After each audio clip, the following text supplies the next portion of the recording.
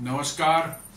प्लैनेटेक्स में आपका स्वागत है और हमेशा की तरह आपसे निवेदन है प्लैनेटेक्स को सब्सक्राइब करें, बेल आइकन जरूर दबाएं, हमारे वीडियोस को लाइक करें और फ्रेंड्स एंड फैमिली के साथ शेयर करना नहीं भूलें। जी हाँ दोस्तों, एक बड़ी मजेदार घटना हुई है। एक दो दिनों से सोशल मीडिया और बड़ी गहमागहमी इस पर है और सुनकर आपको भी मजा आ जाएगा। पहली बार जो है भारत ने कभी किसी देश को, खासकर पश्चिमी देश जिनको अपनी हेकड़ी, अपनी सुपीरियरिटी का इतना बड़ा कॉम्प्लेक्स है, उसको ऐसा जवाब दिया है कि उनको बगले झांक रहे हैं, उनको सांप सूंघ गया, उनको समझ में नहीं आ रहा है कि अब क्या करें।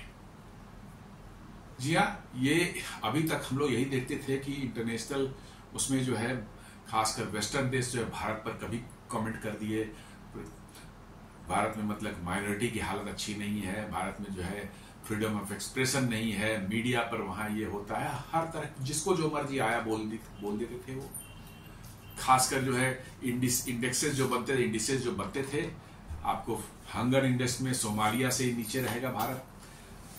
डेमोक्रेटिक मतलब उसमें जो वैल्यूज में जो है भारत की स्थिति जो है पाकिस्तान, बांग्लादेश और मतलब कि जैसे देशों से भी खराब बताई जाएगी। जी हाँ, हैप्पीनेस इंडेक्स में नेपाल को भारत से ऊपर रखा गया था, 50वें नंबर पर नेपाल था, भारत 100वें नंबर पर था। और आज देखिए नेपाल में क्या हैप्पीनेस है, आपको समझ में आ गई होगी। तो ये हिपोक्रेसी या मक्कारी जो है ये वेस्टर्न दुनिया की जो है चलती रही है और इसका कारण है उनका दुनिया पर जो उन्होंने कोलोनाइज करके उन्होंने 200-300 साल तक जो राज किया है, उसकी ऐसी उनकी सुपीरियरिटी कॉम्प्लेक्स उनमें घुसी हुई है, ऐसी आ गई है कि वो समझते हैं कि ये उनका राइट है कि थर्ड वर्ल्ड के कोई कंट्रीज हो, डेवलपिंग कंट्री हो, ब्राउन और ब्लैक वाले कलर वाले हो, उन पर कुछ कमेंट मार के निकल जाएंगे और वो चुप रहेगा, बस अपने आप को डिफेंड करता रहेगा, हम पर कुछ नहीं बोलेगा। लेकिन इस बार भारत ने ऐसा करारा जवाब दिया है कि बाय गॉड जो है एकदम बिल्कुल चीखें निकल गई उनकी। जी हाँ, ये इस बार भारत ने लथाड़ा है किसको? स्विट्जरलैंड को। नॉर्मली आप देखेंगे स्विट्जरलैंड दुनिया में थोड़ा न्यूट्रल टाइप का कंट्री शुरू से रहा है, कभी भी दूसरे देशों के ऊपर में इस तरह के बातें कहने होने का उसमें नाम नॉर्मली स्विट्जरलैंड का नहीं आता है। लेकिन दोस्तों आखिर हैं तो वही एंग्लो सैक्सन व्हाइट। जी हाँ, वो जो उनमें जो सुपीरियरिटी कॉम्प्लेक्स घुसी हुई है और सुपीरियरिटी कॉम्प्लेक्स के जो शिकार है वो, और समझते हैं कि सारी दुनिया उनकी गुलाम है और they are the custodians of the world. जी हाँ, ये व्हाइट जो एंग्लो सैक्सन्स हैं ये समझते हैं they are the custodian of the world. दुनिया के बारे में वही जानते हैं कि क्या ठीक है क्या गलत है, दूसरे देशों के बारे में भी वही जानते हैं कि क्या ठीक है हमारे लिए और क्या गलत है, और इसलिए उनका राइट हो जाता है कि जो मर्जी आए, जब मर्जी आए, किसी को कुछ भी बोल दें। लेकिन इस बार उनका बोलना जो है भारी पड़ गया है। जी हाँ, इस बार जो है उनका बोलना जो है भारी पड़ गया, उन्हीं पर भारी पड़ गया है। दरअसल जिनेवा में जो है United Nations human rights commission की जो है UNHRC की जो है वहां सेशन हो रहा था।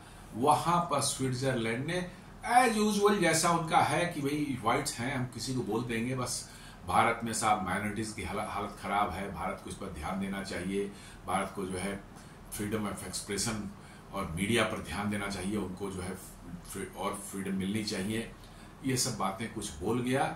तो भारत में ने इस बार जवाब दिया जो है, NDTV का न्यूज बता रहे, can help with racism xenophobia India jabs Switzerland over minority remark. Switzerland को भारत ने कहा कि भैया तेरे रेसिज्म और जेनोफोबिया जो है तुम्हारे यहाँ चल रहा है, तुमको यदि उसको सॉल्व करने में जरूरत होगी तो हम तुम्हें हेल्प करने को तैयार है। ऐसी जबरदस्त मिर्ची लगी है, ऐसी लगी है कि सारे दुनिया में स्विट्जरलैंड का जो मजाक बन रहा है और भारत में तो लोग इतने मजे ले रहे हैं कि उनको कहीं अब अगल बगल देखने की भी मतलब झांकने की हिम्मत नहीं हो रही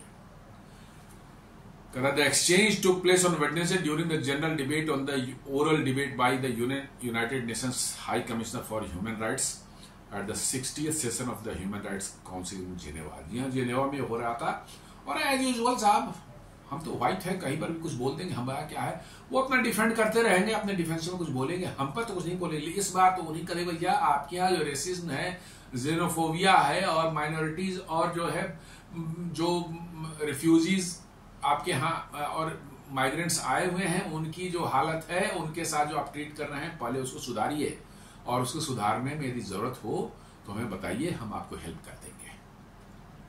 स्विट्जरलैंड की बोलती बंद हो चुकी है। जी हां, स्विट्जरलैंड के मुंह से आवाज नहीं निकल रही है, और न सिर्फ स्विट्जरलैंड, पूरा वेस्टर्न वर्ल्ड जो है हक्का बक्का है कि ये भारत को हो क्या गया है।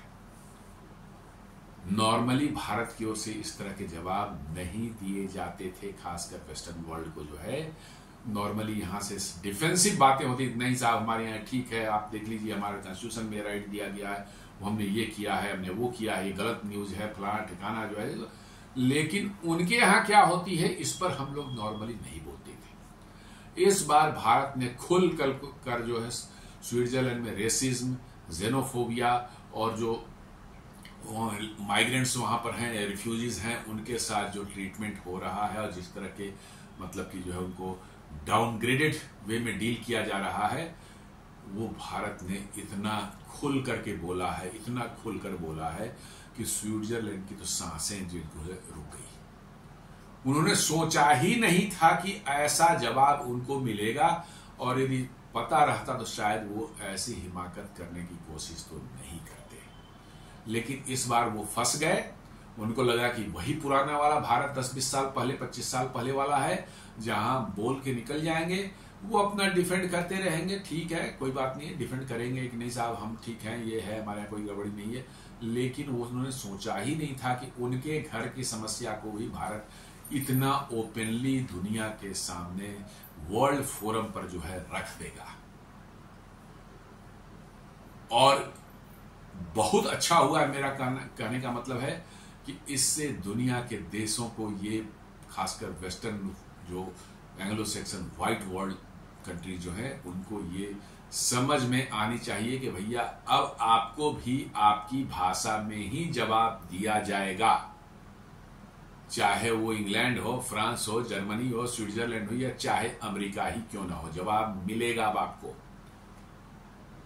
वो जमाना गया, और ये सुपरमेसी वाला जो सुपीरियरिटी कॉम्प्लेक्स जो है, उनको निकाल फेंको।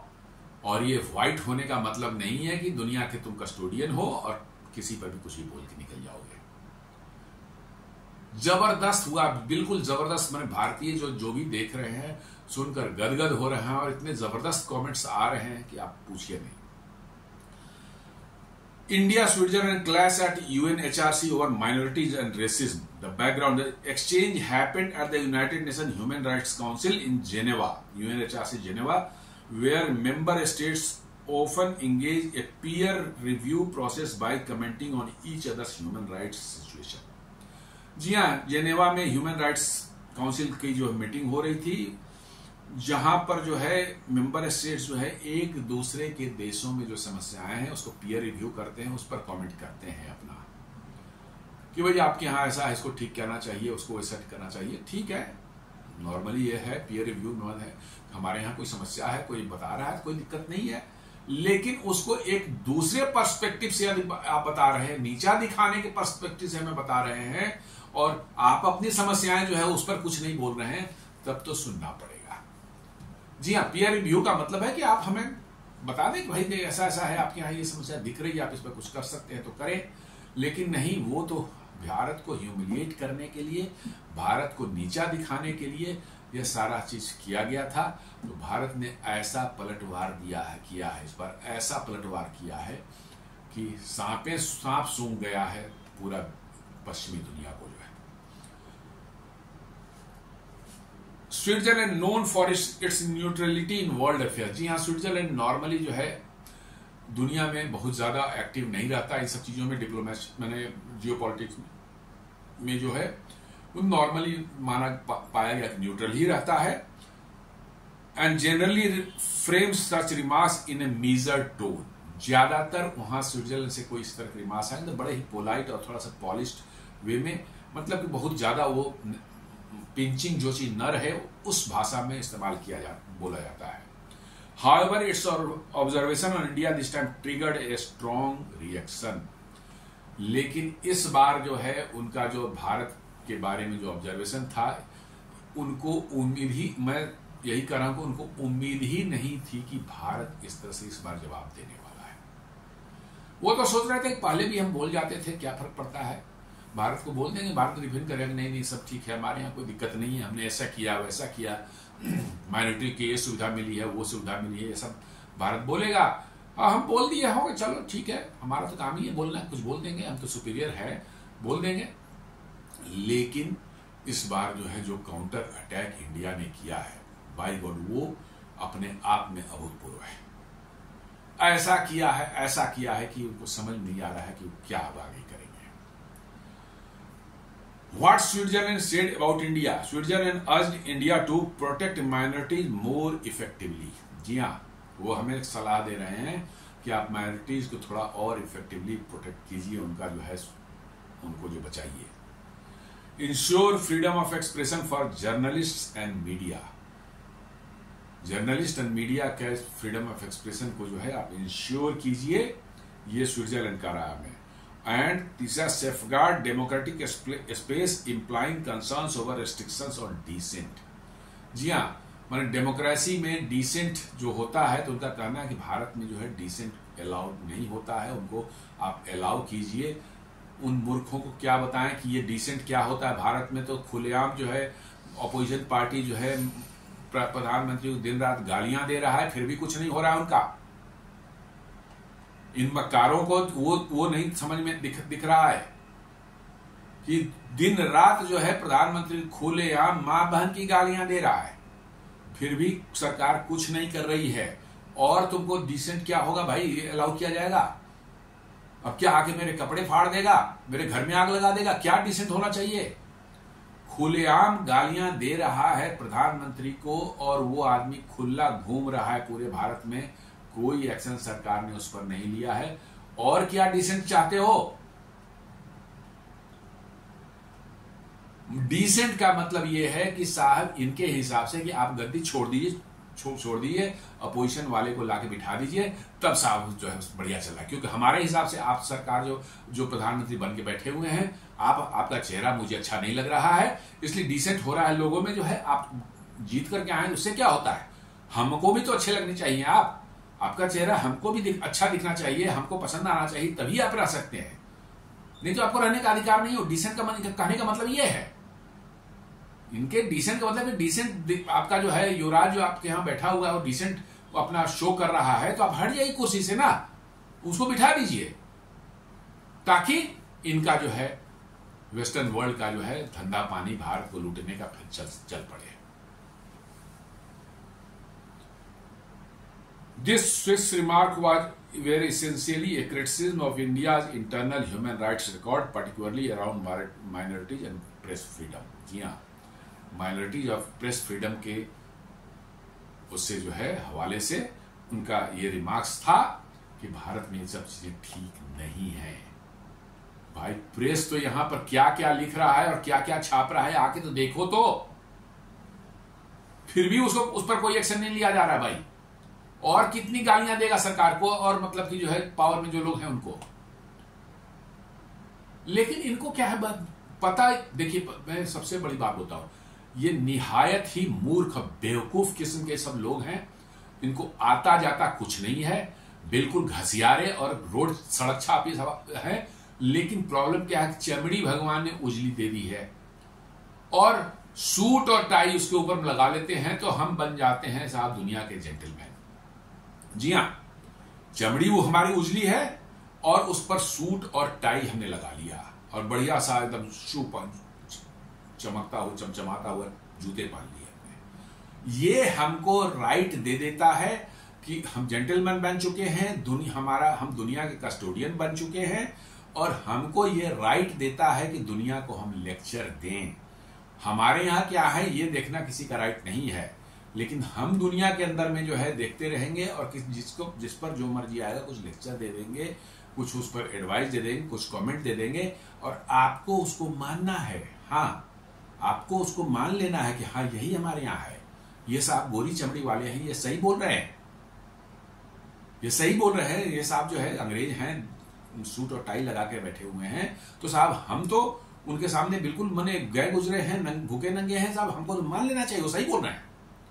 ये इस साइकोलॉजी का इनकी ये साइकोलॉजी है कि ये अभी भी 19वीं शताब्दी 18वीं शताब्दी में जी रहे हैं, जहां पर कि दुनिया को ये समझते थे कि दुनिया हमारी गुलाम है और हम आए हैं, बने हैं दुनिया को रूल करने के लिए। कॉलोनी बना ली है हमने अब आजन्म जो है, जब तक दुनिया रहेगी तब तक हम यहाँ ऐसे ही मौज करेंगे, और ये सब गुलामी खटने के लिए ये करोड़ों लोग हैं, ब्राउन एंड ब्लैक्स हैं, ये हमारी सेवा करेंगे और हम लूटेंगे इनके रिसोर्सेज को, मौज करेंगे, हमें काम थोड़े करना है। तो इसलिए पढ़ना लिखना से कोई वास्ता नहीं रह गया इनका, न पढ़ते लिखते हैं, न मेहनत करने की है। मेहनत मजदूरी तो ये सोचते हैं कि साहब इनको मेहनत मजदूरी करना पड़ेगी, इनको गड्ढे खोदने पड़ेंगे, ईंट उठाने पड़े या कोई बोझ उठाना पड़े, तो साहब इनकी तो बाप रे, इनकी तो ऐसी बेइज्जती हो जाएगी, इनको तो दुनिया में आना ही क्या कि साहब हम दुनिया में आए थे किस लिए। ये मानसिकता से ये लोग जीते हैं और ये समझते हैं कि दुनिया में हमेशा हम जैसे 200 साल पहले होता था, आगे भी वही होता रहेगा। इनको पता ही नहीं है कि दुनिया कितनी बदल चुकी है और किस लेवल पर आज आ चुकी है कि इनको ऐसा रगड़ा जा रहा है, धीरे धीरे दुनिया में ऐसा रगड़ा जा रहा है। देख ले लोग कि अभी फ्रांस में क्या हो रहा है 2 दिन से, वेडनेसडे से, कल से जो है सारा फ्रांस जल रहा है, पूरे के पूरे रोड्स ब्लॉक हैं, सड़कें ब्लॉक्स हैं, हॉस्पिटल बैंक्स बंद हैं, पूरा का पूरा जो पुलिस को खदेड़ के पर पब्लिक मार रही, कहां गया व्हाइट रेस माने सुपरमेसी या सुपरियरिटी, कहां गया उनके जो है वो सूट और टाई पहनकर जेंटलमैन बनना। कौन है ये सड़क पर जो है, जो पुलिस से भिड़ रहे हैं, पत्थरें चला रहे हैं, आग लगा रहे हैं, कौन है ये सब वही सड़क छाप है। इनको जैसे ही दिक्कत होती है ना, सूट और टाई फेंक करके सड़क पर जो है पत्थर और ये सब लेके आ जाएंगे और ये सड़क छाप, एक्चुअली ये सड़क छाप ही है ये।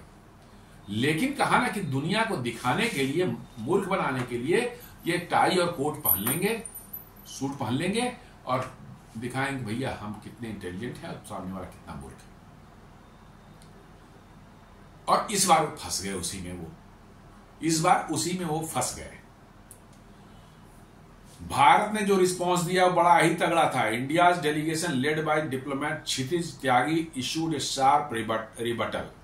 उन्होंने कहा कि स्विट्जरलैंड का रिमार्क जो है सरप्राइजिंग है, शैलो है, मैंने इसमें कोई गहराई नहीं है, तथ्य नहीं है, एंड इल इन्फॉर्म्ड, बिल्कुल ही बेकार, इनको बिना मतलब कि नॉलेज के इन्होंने इस बात को मतलब कि कहा है। वो कोई इस इल्म नहीं है, किसी तरह का नॉलेज नहीं कि भारत में क्या हो रहा है और भारत अंदर से कैसा है।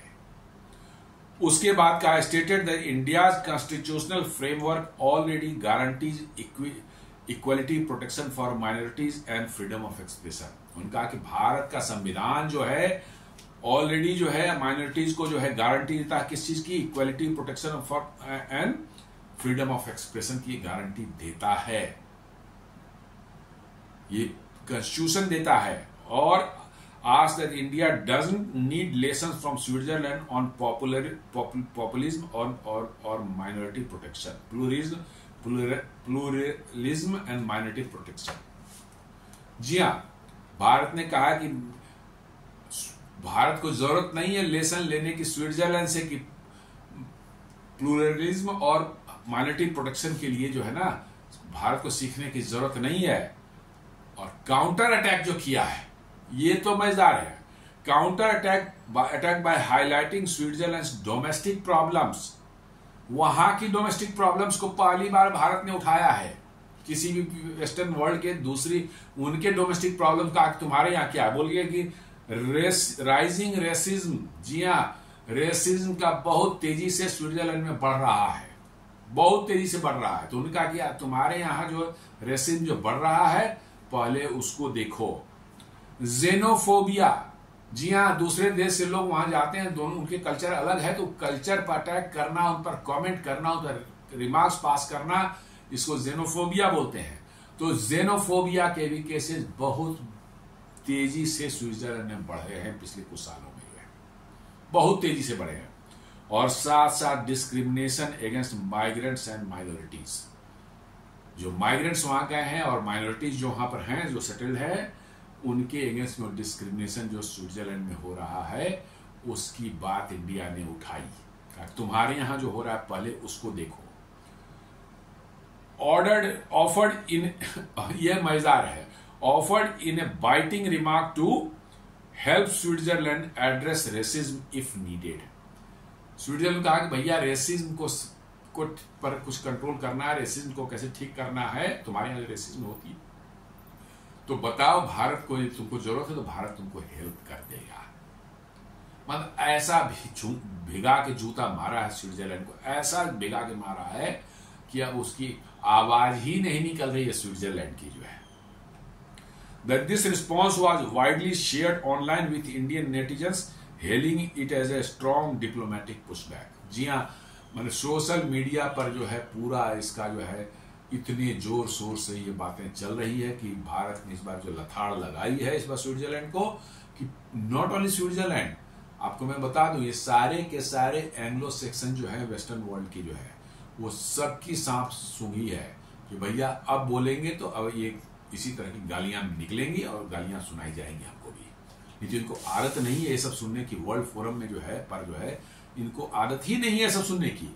इनकी तो आदत है भैया हम तो सूट और टाई वाले गोरे हैं, हम कुछ बोलेंगे उस पर कोई कमेंट कैसे करेगा, हम तो बोल देंगे, वो अपना डिफेंड करता रहा कि नहीं ठीक है, सब कुछ ठीक है, कोई दिक्कत नहीं है, ऐसा हम देख रहे हैं वैसे कर। उनको ये उम्मीद ही नहीं रहती है कभी थी कि हमको जवाब मिलेगा कि हमारे घर में क्या समस्या है। जी हाँ, हमारे घर में क्या समस्या है इसको भी कोई उजागर करेगा, वो भी एक डेवलपिंग कंट्री लाइक इंडिया जिस पर हमने 250-300 साल राज किया है।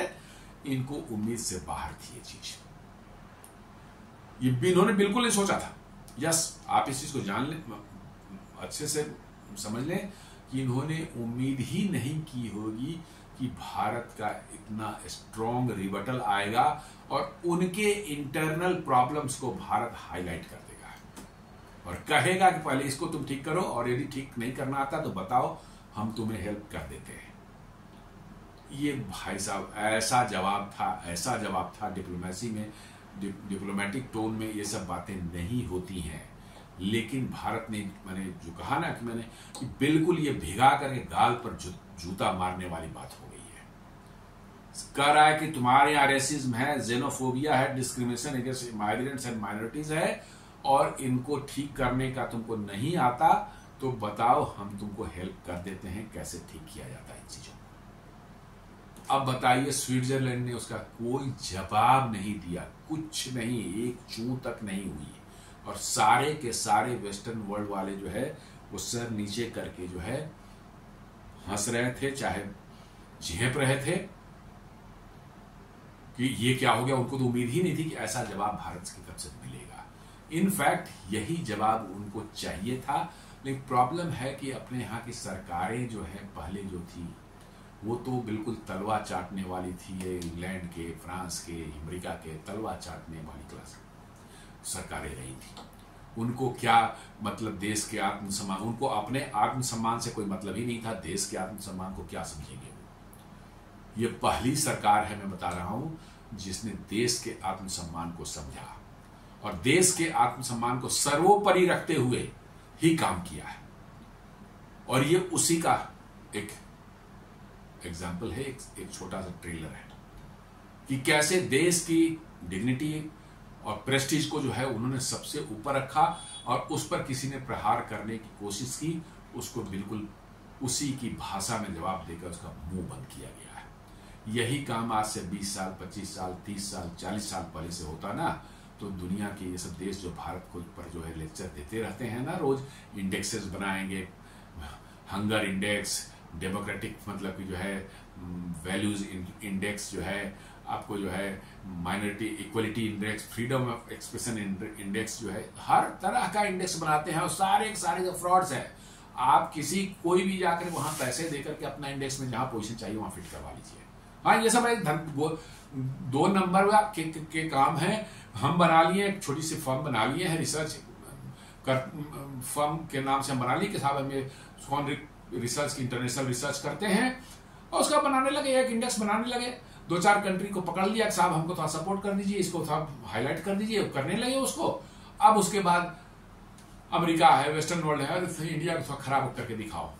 चलो भैया, इंडिया को हम हंगर इंडेक्स में 100वें पोजीशन पर रख देंगे। सारे दुनिया को भारत खिला रहा है और हंगर इंडेक्स में भारत का 100वें नंबर पर रहेगा। हैप्पीनेस इंडेक्स में नेपाल 50वें पर था और भारत 100वें पर था। और अब पता चल रहा है कि बंगाल नेपाल में कितनी हैप्पीनेस है। ये थोड़ा वो इंडेक्स जो बनाए थे उसको पकड़ के पूछे भैया तू बता बंगाल नेपाल में कितनी हैप्पीनेस है। सारे के सारे फ्रॉड्स हैं। इनफैक्ट मैंने बताया ना आपको कि अब ये काम धंधा नहीं करते कुछ। हाँ, 200 साल पहले करते थे, अब ये काम धंधा नहीं करते। इनका यही फ्रॉड वाला धंधा करके कुछ ना कुछ इंडेक्स बना के पैसे कमा लेंगे, कुछ आपके बारे में नेगेटिव छाप करके पैसे कमाएंगे। अगली बार जो है नेगेटिव छापने का होगा तो आप जाके कहेंगे अरे भैया मत छाप लो, कुछ पैसे ले लो, तो नहीं छापेंगे। ये धंधेबाजी है। जी हाँ, आप देखिए ना, मतलब कि जो है न्यूयॉर्क टाइम्स और वाशिंगटन पोस्ट जैसे जो अपने आप कहते हैं कि भाई दुनिया के नंबर 1 और 2 के हम न्यूज़पेपर्स हैं, वो कौन छापता? मनीष सिसोदिया का छापता था कि भाई दुनिया का बेस्ट जो है शिक्षा मंत्री है, जो सबसे बड़ा शिक्षा घोटाला करके बैठा हुआ था। अभी जो नेपाल में जो ये हुआ है, मतलब जो अभी कांड हुआ है, उसमें जो है एक बालेन शाह करके जो नेपाल का काठमांडू का जो है मेयर है, यंग है, 34-35 साल का है, उसको बना रहे थे ये लोग, प्रोजेक्ट कर रहे थे कि नेपाल में जो है इस तरह करा करके और उसको भी प्रधानमंत्री बना देंगे, जैसे कि यहां बन गया था यूनुस बांग्लादेश में बन चुका है, वैसे ही बनाने का था उनका। शायद वो फेल हो गया है।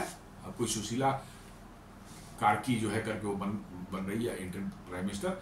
उसको जो है वो बालेन शाह को जो है रोज जो है वो कुछ नहीं, रैपर एक है, रैपर रॉक सॉन्ग्स जो है गाने वाला, वो रैपर है, और उसको ऐसा प्रमोट किया जा रहा है मत पूछिए साहब। वो न्यूयॉर्क टाइम्स उसका फुल पेज फोटो के साथ छाप रहा है, वाशिंगटन पोस्ट छाप रहा है, कुछ नहीं। ये धंधा है। उनको CIA की तरफ से, डीप स्टेट की तरफ से पैसे मिल गए होंगे कि भैया इसको प्रमोट करना है, थोड़ा इसको कर, ये पैसे पकड़ा।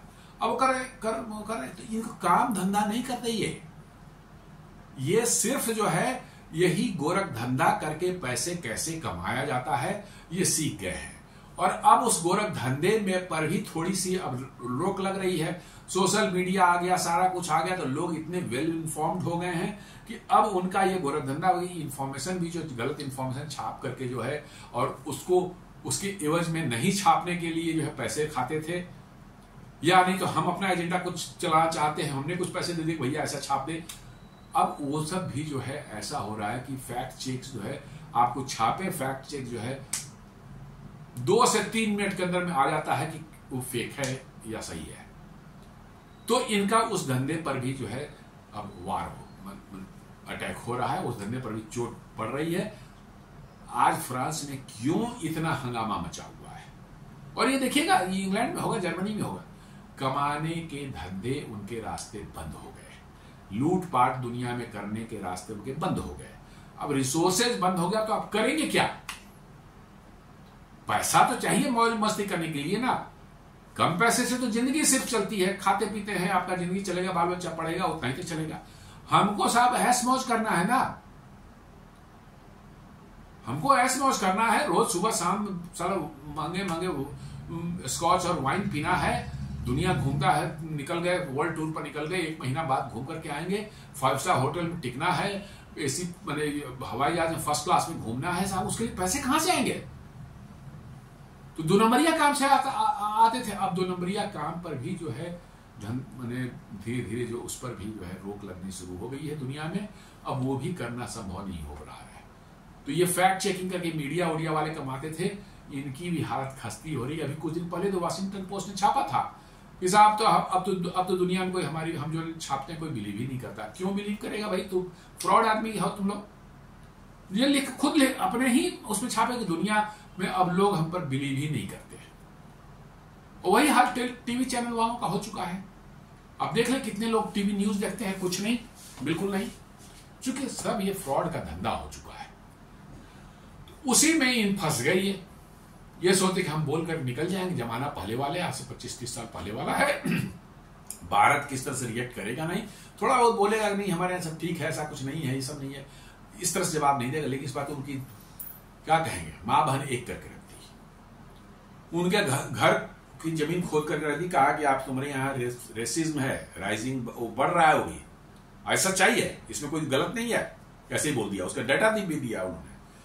जेनोफोबिया तुम्हारे यहां बढ़ रहा है और discrimination against migrants and minorities जो है वो बढ़ रहा है, और तुमको ठीक करना आता है तो ठीक करो, और नहीं ठीक करना आता है तो बताओ, हम तुमको हेल्प करते हैं कैसे ठीक किया जाता है। लीजिए साहब, उल्टा ही पड़ गया उन्हीं के ऊपर में, जो पहले वो इंडिया को लेक्चर दिया, इंडिया ने उनको लेक्चर पिला दिया, भारत ने उनको लेक्चर पिला दिया। कष्ट इसी बात का इन लोगों को है। जो स्विट्जरलैंड रेसिज्म का आप देखेंगे सिचुएशन स्विट्जरलैंड में जो है, तो कह रहा है कि India's counter attack was not made in A vacuum, माने भारत ने जो काउंटर अटैक किया था ऐसे ही बिना डेटा किया, बिना कोई उसके नहीं किया था। कहता है Switzerland is Indeed grappling with racism and xenophobia. Switzerland में रेसिज्म और जेनोफोबिया बहुत तेजी से बढ़ रहा है पिछले कुछ सालों में जो है। शार्प राइज इन इंसिडेंट्स, कहता है कि इन 2024 ओवर 1200 रेसिस्ट और xenophobic cases were reported. 1200 racist and xenophobic cases जो है रजिस्टर हुए, जो 2023 से एक साल पहले से 40% ज्यादा है। जी हाँ, 40% ज्यादा है। These included hate speech, verbal abuse, threat, exclusion from a housing or job, and physical assaults. हर तरह के हो रहे हैं, मतलब कि आप व्हाइट नहीं है, नॉन व्हाइट है, ब्राउन है, ब्लैक है, थर्ड वर्ल्ड कंट्री से आ रहे हैं, तो आपको हेट स्पीच खुलेआम हो रहा है, मतलब जो है गाली गलौज वाला धंधा जो है, वर्बल एब्यूज, वही गाली गलौज मैं बोल रहा हूं कि पूरा मतलब आपके खुलेआम जो है आपके अगेंस्ट में जो है वर्बल एब्यूज कर गंदे वर्ड्स का इस्तेमाल किया जाएगा, गाली गलौज दिया जाएगा आपको।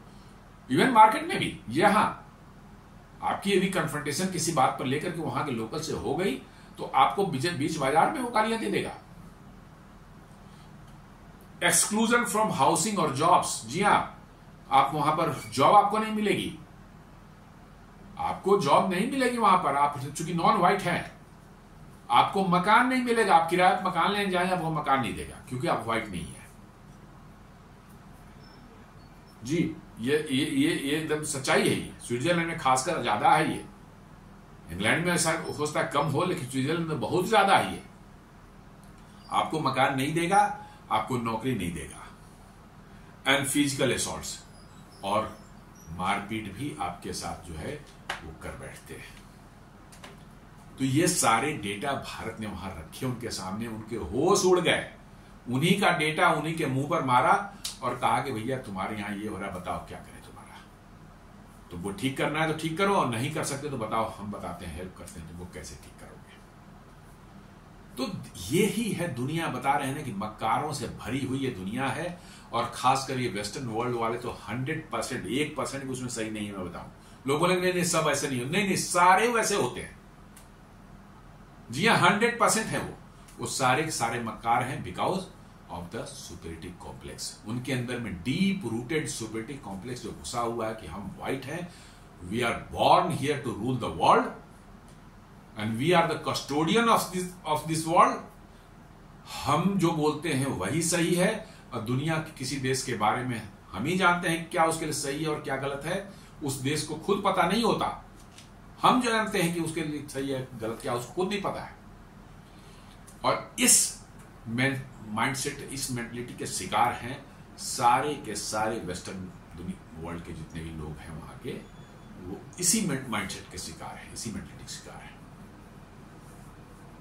और ये इतना नेचुरल वे में होगा कि आपको लगेगा ही नहीं कि उसने सोच समझ के बोला है इसको, बिल्कुल नेचुरल। इसका मतलब है उनके नॉर्मल थॉट प्रोसेस में जो है वो बिल्ट इन है। ये होता है कि नहीं हम कुछ सोच समझ के प्लान करके बोल रहे हैं तो पता चल जाता है, नहीं, ये इतने नेचुरल और नॉर्मल वे में बोलेंगे इन बातों को, आपको लगेगा कि भाई ये उनके थॉट प्रोसेस में बिल्कुल बिल्ट इन है, एम्बेडेड है। कि कैसे भाई ब्लैक एंड ब्राउन वाले जो है बेकार होते हैं, वो उनको कुछ आता जाता नहीं, नॉनसेंस है, मतलब कि जो है इंफीरियर है हमसे, उन पर कुछ कमेंट कर देना है, कुछ बोल देना है उनके बारे में और निकल जाना है, क्योंकि हम ही दुनिया कस्टोडियन है, हम ही दुनिया के मतलब मालिक हैं। ये एकदम एम्बेडेड है उनके डीएनए में, you can not take it out. आप उनको बाहर नहीं निकाल सकते इस चीज को, क्योंकि वो सैकड़ों सालों से उनके अंदर में घुसी हुई है कि साहब we are here to rule the world. बचपन से जो चीज आपको सिखाई जाती है, आप बुढ़ापे तक जो है आप इमेजिन कर सकते हैं, और जनरेशन टू जनरेशन से चल रही है, तो यू कैन इमेजिन कि क्या उनकी माइंडसेट है, उनका मेंटलिटी कैसी बनती है, उनका थॉट प्रोसेस कैसा होगा। Schools as hot spots. Reports show racism is increasingly common in Swiss schools. जी हाँ, ये बता रहे हैं कि स्विट्जरलैंड के स्कूल्स में रेसिज्म जो इतना ज्यादा है और दिन पर दिन बढ़ता ही जा रहा है। इसका मतलब है, साफ बताता है कि बच्चों में भी जो है फ्रॉम बर्थ इटसेल्फ जो है उनके दिमाग में ये बात भर दी जाती है कि you are superior, you are superior, you are superior.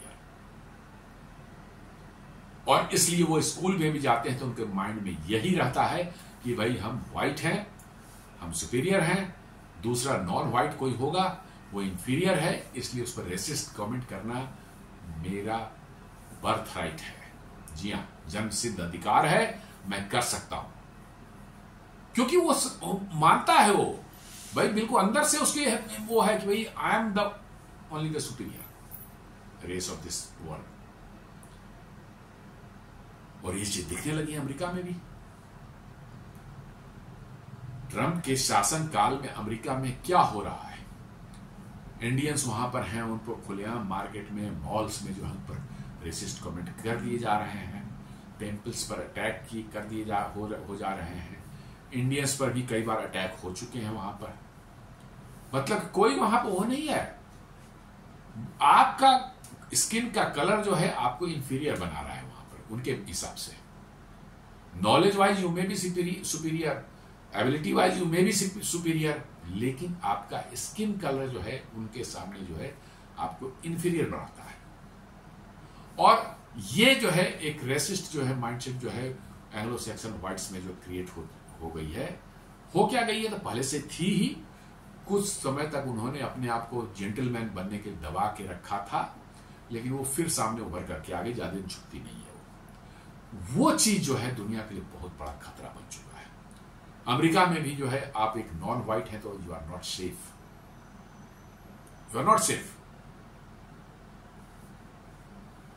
अब तो व्हाइट्स भी सेफ नहीं है। कैसे देखा आपने जो है चार्ली किर्क जो है को जो है उन्होंने जो है वो थोड़ा नेशनलिस्ट आइडिया का, राइट विंग का था, उसको कैसे जो है किसी यूनिवर्सिटी, ऊटा यूनिवर्सिटी में कुछ भाषण दे रहा था, कैसे जो है बिल्डिंग पर से स्नाइपर से उसको वहीं पर खत्म कर दिया मार कर। अब तो व्हाइट्स भी सेफ नहीं है, लेकिन वो एक दूसरा इशू है। प्रॉब्लम है रेशियल जो है जो अटैक्स होते हैं, मैं उस एंगल से बोल रहा हूं। अमेरिका में होता है 5 साल 10 साल पहले तक ऐसा शायद लोग कहते थे कि नहीं होता है, लेकिन नहीं, अब एकदम खुलेआम हो रहा है और बिना रोक टोक के हो रहा है। और उस पर सरकारें भी जो है वहां की जो है वहां के एजेंसीज भी जो है they are not doing anything, क्योंकि उनको लगता है कि ये भाई कोई बहुत बड़ी चीज नहीं है, क्योंकि वो भी उसी माइंडसेट से हैं, वो भी उसी से मतलब बैकग्राउंड से आते हैं। तो कहता है नहीं, इट्स नॉट नथिंग न्यू, मतलब कोई बहुत बड़ा चीज नहीं है, ये हो रहा है तो ठीक है, कोई बात नहीं है, ये चीज चल रही है। दूसरा कह रहा है कि black, Arab, Turkish, Balkan and Muslim childrens often face discrimination in schools. जी हाँ, मैंने ब्लैक हैं, अरब हैं, टर्किश हैं, बाल्कान हैं या मुस्लिम्स हैं या इंडियन वगैरह, इंडिया वगैरह वाले भी हैं, सभी जो है ये स्कूल्स में जो है बहुत ही रेगुलर वे में रेशियल डिस्क्रिमिनेशन वहां फेस करते हैं। तो ये डिस्क्रिमिनेट कौन कर रहे हैं? छोटे बच्चे ही तो स्विस के होंगे, वही तो कर रहे होंगे। कोई बड़े स्कूल में तो बड़े बच्चे तो बड़े लोग तो होते नहीं है, बच्चे ही तो होंगे वहां, स्विट्जरलैंड के स्विस बच्चे होंगे, और इधर के जो है नॉन व्हाइट वाले जो बच्चे होंगे उनके तो बच्चे जो स्कूल में हैं 4th 5वीं क्लास के हैं, वो भी रेशियल डिस्क्रिमिनेशन कर रहे हैं अन्य बच्चों के साथ। आप अंदाजा लगा सकते हैं कि किस हद तक, जो हमारे यहाँ 4-5 साल के बच्चों को पता ही नहीं होगा कि गोरा क्या होता है, काला क्या होता है, और कौन सुपीरियर है कौन इंफीरियर है, कुछ नहीं पता होता, नथिंग, कुछ नहीं मालूम होता उसको। लेकिन वहां बच्चों को देखिए, जो है स्कूल में 4वीं 5वीं के बच्चे हैं, वो रेशियल डिस्क्रिमिनेशन कर रहे हैं नॉन व्हाइट्स जो है उनके अगेंस्ट में। मैंने कह रहा हूं ना कि ये इतनी डीप रूटेड है, इतनी डीप रूटेड है ये, मतलब कि जो है सुपरिटी कॉम्प्लेक्स उनके अंदर में, उनके डीएनए में। आप चाहे कितना भी पढ़ लिख ले वो आदमी, चाहे कितना भी ज्ञान प्राप्त कर ले, पीएचडी कर ले, डबल पीएचडी कर ले, ट्रिपल पीएचडी कर ले, कितना भी वो ध्यान कर ले, मेडिटेशन कर ले, कुछ भी कर ले, उससे नहीं निकल सकती वो चीज। It is so deeply embedded in that. इसलिए ये बहुत बड़ा खतरा है दुनिया के लिए, क्योंकि आपको ये लगता है कि दुनिया में और जो लोग हैं उनको जीने का अधिकार ही नहीं है। आपको पता होगा कुछ साल, 3-4 साल पहले, मैं दुनिया के जाने माने या दुनिया के सबसे रिचेस्ट फैमिली पर्सन्स में से एक है मिस्टर बिल गेट्स, जो कि माइक्रोसॉफ्ट के संस्थापक हैं। दुनिया का बच्चा बच्चा जानता है जो आईटी फील्ड में है या कंप्यूटर के बारे में जानता है, बिल गेट्स का नाम कौन नहीं जानता। अब वो फिलैंथ्रोपी में आ चुके हैं, अपना उनका जो Bill Gates and Melinda Gates foundation जो है वो चलता है, उनका जो है अरबों की संपत्ति है, उनको कोई चिंता ही नहीं दुनिया की। लेकिन अब क्या है कि वो माइक्रोसॉफ्ट में है, उनके शेयर इतने बड़े, मैंने उसके बहुत अरबों डॉलर की संपत्ति उनके पास में, hundreds of billions of dollar की संपत्ति है। वो घूमते रहते दुनिया में, लेक्चर देंगे, चूंकि पैसा हो गया, साथ दुनिया के सबसे होशियार आदमी हम ही हो गए। ठीक है, कंप्यूटर में होशियार थे, लेकिन पैसा आने के बाद हम हर चीज के में होशियार हो जाते हैं। फिर हम ह्यूमन बिहेवियर को जानना शुरू करते हैं, ह्यूमन हिस्ट्री को समझना शुरू कर देते हैं, मतलब कि जो है इन्वायरमेंट समझना शुरू करते हैं, मेडिकल साइंस में भी हम सबसे बड़े एक्सपर्ट हो जाते हैं। उनका एक कमेंट था, कहते हैं कि ये दुनिया जो है इतने लोगों का बोझ नहीं उठा सकती, रिसोर्सेज इतने नहीं है। यहां तक तो ठीक था उनका कमेंट, क्या भाई बहुत ज्यादा पॉपुलेशन हो जाएगा तो उतने रिसोर्सेज दुनिया वर्ल्ड नहीं उठा में है कि हम उतना सरवाइव कर पाए, यहां तक ठीक था।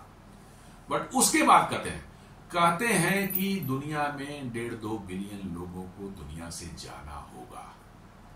तो थोड़ा उनसे पूछ लेते भाई किनको जाना चाहिए, ये भी पूछ लेता कोई कि भाई किनको जाना चाहिए।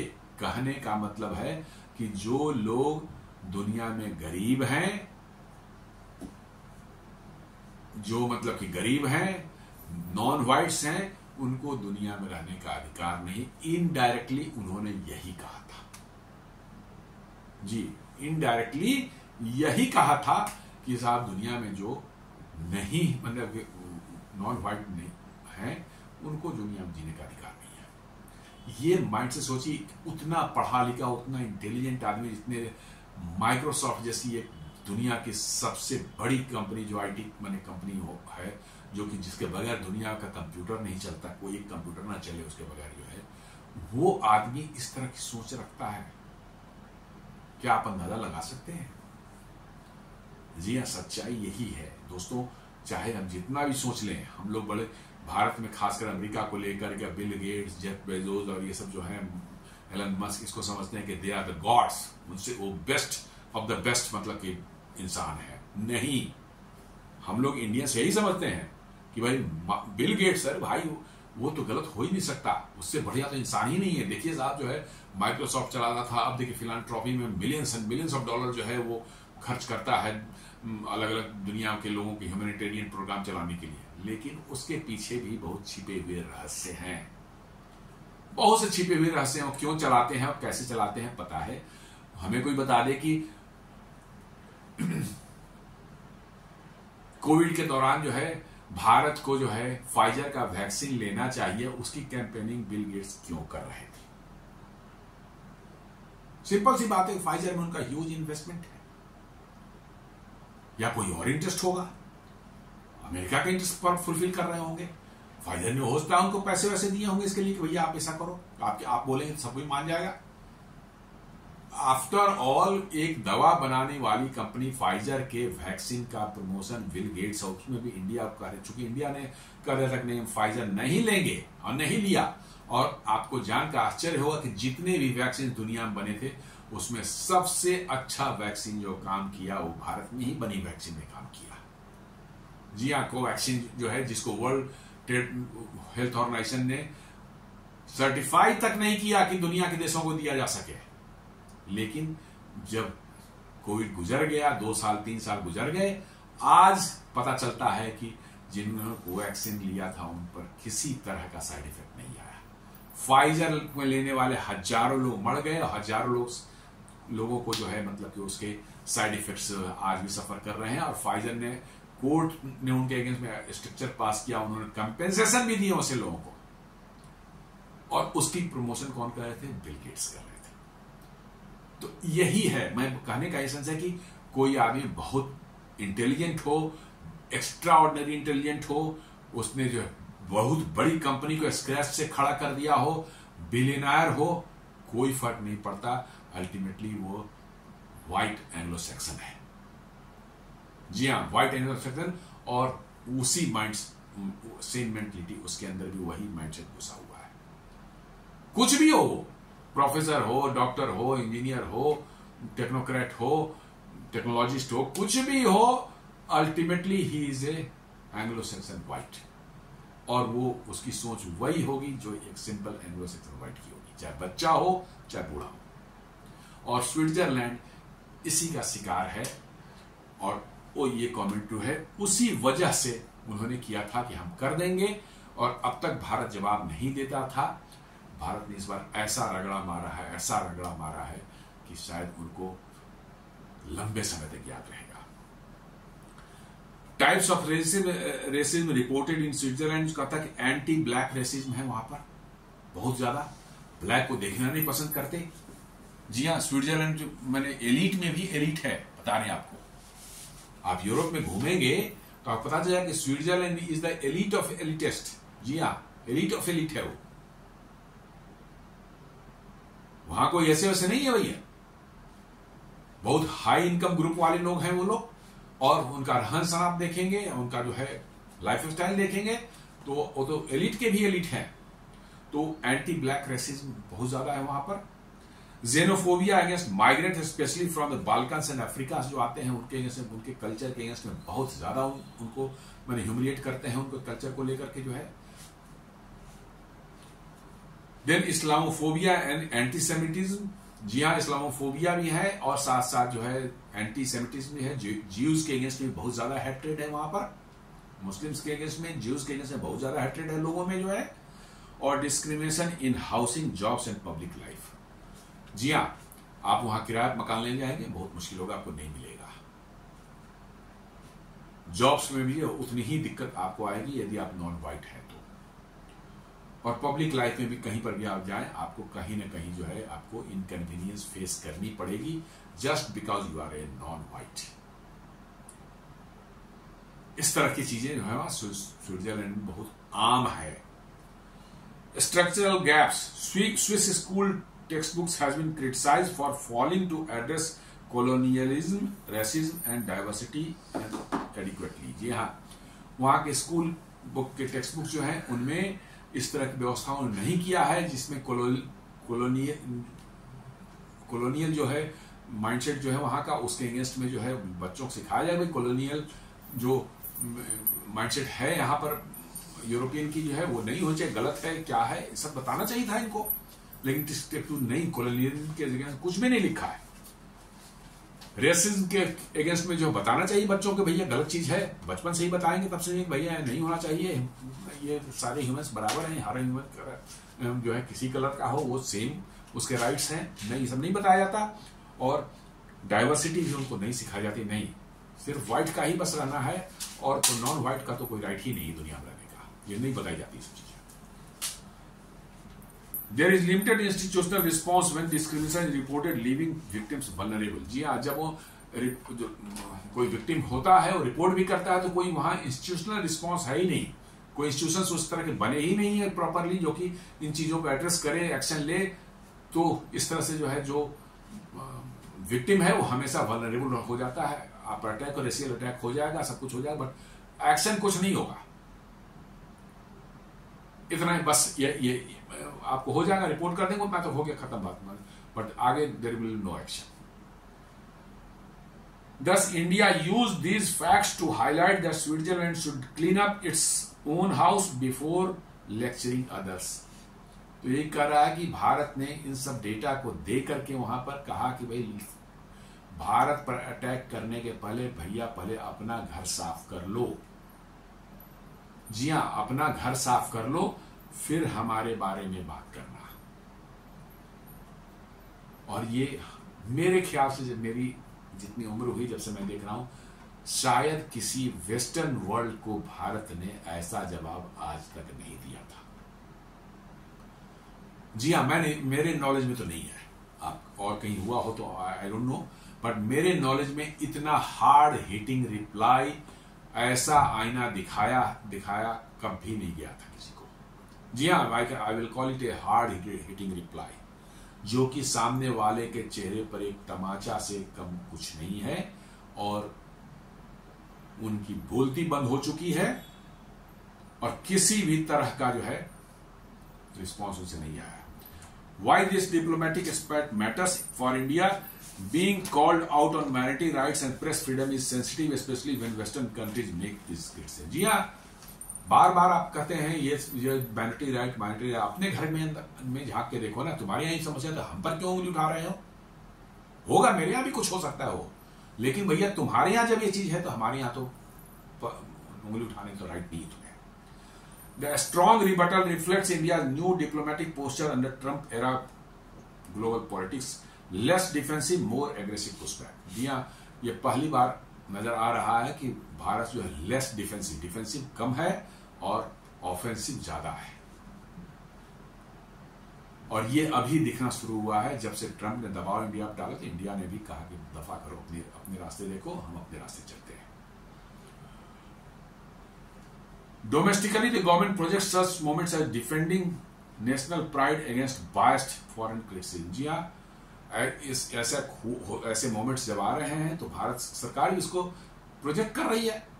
ये नेशनल प्राइड है भाई, हम पर कोई इस तरह के अटैक करेगा तो हम उसको जवाब देंगे, ये हमारा है, और इसको take it as a pride. इसमें गलत क्या है? बिल्कुल सही है। For Switzerland, normally seen as a neutral mediator, Switzerland remarks were routine in UNHRC system. जी हाँ, रूटीन इसलिए कि वो समझते थे कि भैया हम हर बार बोलते हैं, इस बार बोल देंगे तो कौन सी बड़ी चीज हो जाएगी। हम हमेशा से बोलते आए हैं और ये मेरा राइट है, बर्थ राइट है, हम बोल देंगे तो कौन सी बड़ी चीज हो जाएगी भाई। पहले भी बोल रखे, सैकड़ों बार बोल चुके हैं, तो इस बार क्यों नहीं बोल देंगे, इस बार बोल देंगे क्या हो जाएगी। लेकिन उनको पता ही नहीं था कि इस बार क्या होने वाला है, और दे जस्ट गॉट स्टक, फंस गए वहां पर। But India's counter of punch exposed Switzerland's vulnerabilities on racism. But India ने जो काउंटर पंच मारा है उनको, स्विट्जरलैंड बिल्कुल वल्नरेबल हो गया, उनके रेसिज्म को एक्सपोज कर दिया, और स्विट्जरलैंड के पास कोई जवाब नहीं था। Drawing global attention to its domestic issues. जी हाँ, पूरी दुनिया को जो स्विट्जरलैंड के डोमेस्टिक इशूज के उनका अटेंशन इधर खींच कर लाया, दिखाया कि देखो स्विट्जरलैंड क्या हो रहा है। गुड़ी सब कुछ नहीं है वहां पर, सब कुछ अच्छा नहीं है कि स्विट्जरलैंड बहुत अच्छा है, ऐसा इतना सुंदर है, इतना बढ़िया है, आल्प्स है, ये है, वो है, नेचुरल ब्यूटी है, और होगा अपनी जगह पर हो सब। लेकिन तुम्हारे यहाँ जो रेसिज्म है उसको दुनिया को दिखा दिया भारत ने, और ये स्विट्जरलैंड की शर्म से डूब मरने वाली बात है।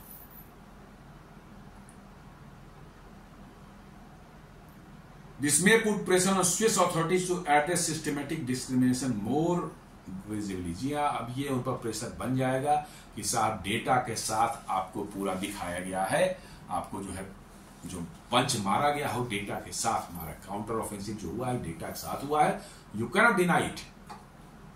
ऐसे ही नहीं कि हम हवा में उड़ती हुई बातें करें, नहीं, we have given them the data कि आपके यहाँ क्या हुआ हो रहा है, और ये अब उसको डिनाई करना उनके लिए पॉसिबल नहीं है। इसलिए हो सकता है उनके अथॉरिटीज को थोड़ा सेंस आ जाए, ये सब इश्यूज को सिस्टमेटिकली किस तरह से रिजॉल्व किया जाए, रेसिज्म वगैरह किस पर ध्यान दें, उस पर कम कर हो, उनको करना पड़ेगा।